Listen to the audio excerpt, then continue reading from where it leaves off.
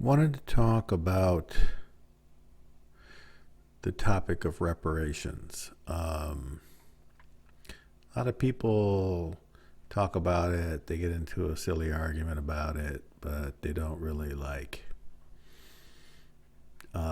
look at it from a serious angle. And I had a thought the other day about it. Up until this thought popped into my mind, I really wasn't interested in it. And then this thought popped into my mind, and I went, that's an interesting angle that I've never heard before. And it goes like this. Everybody's talking about, reparations, this, reparations, that. It's been talked about for decades. But at this point in the United States history, with everything that's going on, I'm going to put a little spin on it. And the spin that I would put is, well, first of all, let me talk to you about, first let me mention a number that I've heard. I saw on some television show, it was just like, I wasn't listening to the show, but I was just looking at the show, and I saw the chyron at the bottom where they had the word reparations, and then they had this number there of, I think it was like $379,000. I'm assuming that would be per person.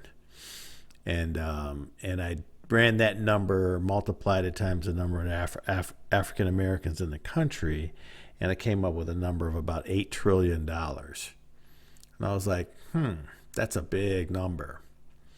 And but anyway, so if you take the number, 379,000 or 375 or whatever, if you wanted to round it or whatever,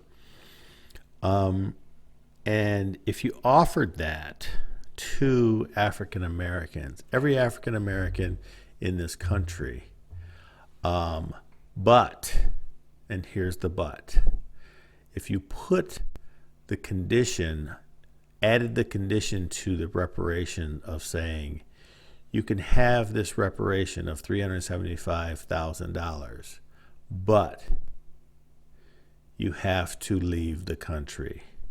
Relinquish your citizenship to this country and leave. You can go to any country you want, any country that'll take you.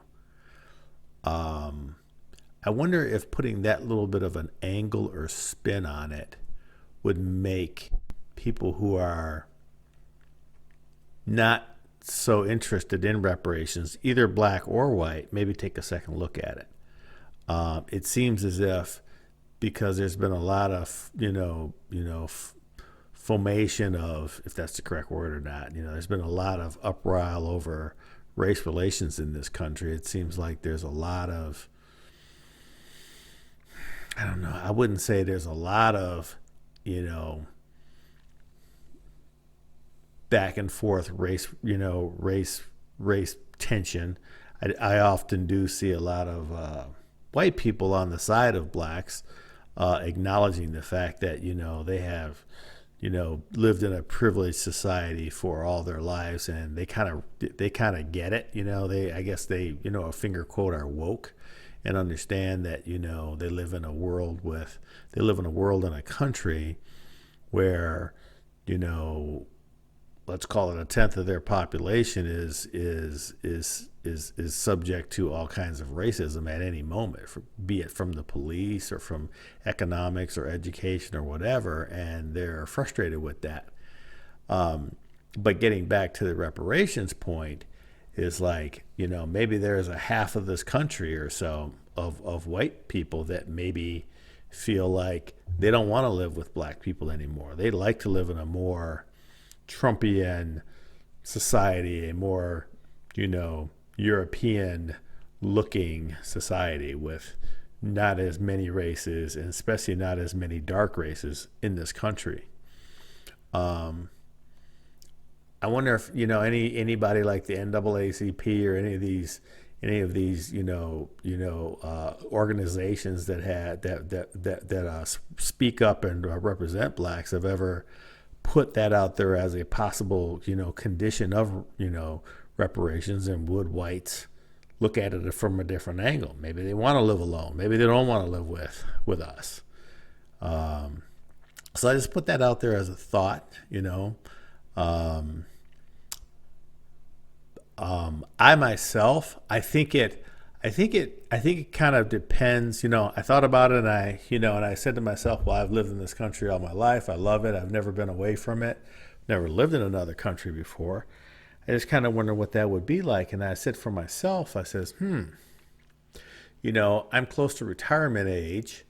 Um, Oh, and by the way, it would also include the condition that you get to take any wealth that you've already amassed, like, profits from any property that you have, and, you could, take anything with you that you own if you wanted to, or sell it, and you get to keep that also. So in my case, I'm close to retirement. I'm within 5 or 6 years of retiring, maybe even sooner. And I just kind of said, I've seen enough. I've felt enough. I've heard enough of this country that, yeah, maybe I would take that money plus whatever money I've amassed, and maybe go find a country that's got a more open, a little bit more tolerant, a little bit more accepting society and culture, and just live the rest of my life there. Now I'm about to be 60, so I don't have a future in front of me.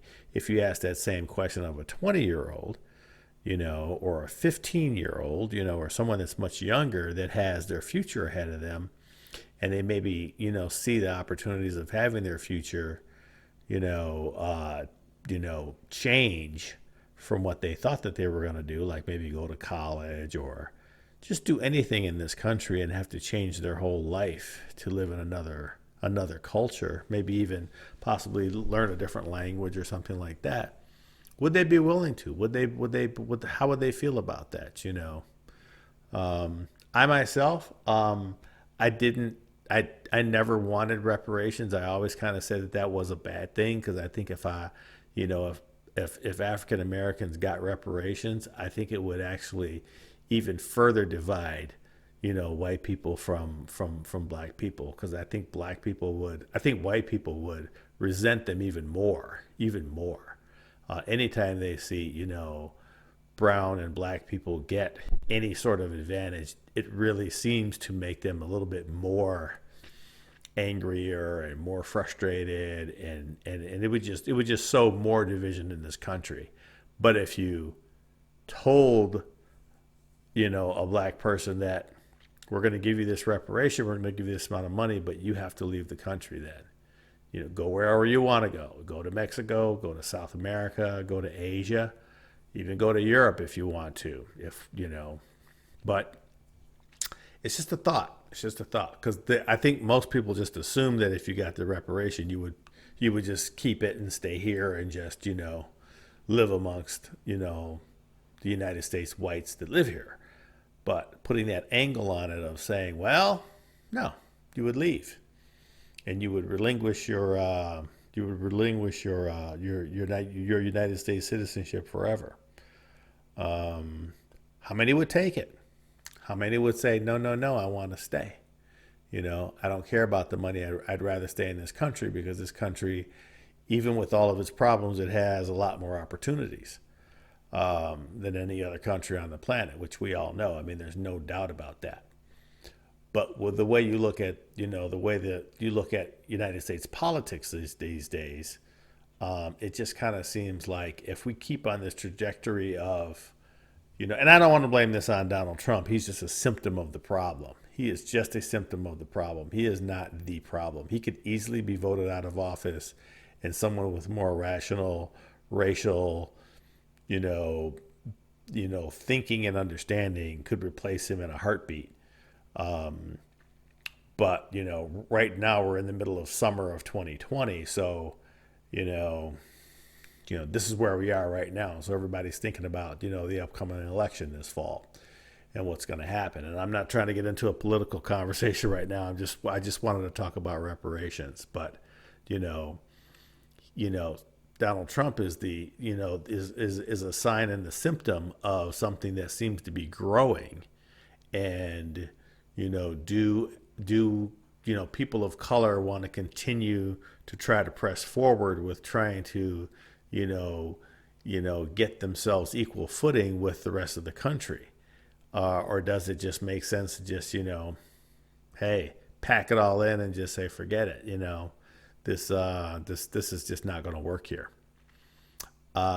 Leave me your thoughts in the comments section below. If you want to subscribe, great. I'll try to have more of these conversations weekly. This is my first one. And we'll just see where it goes from here. Have a good day. Bye.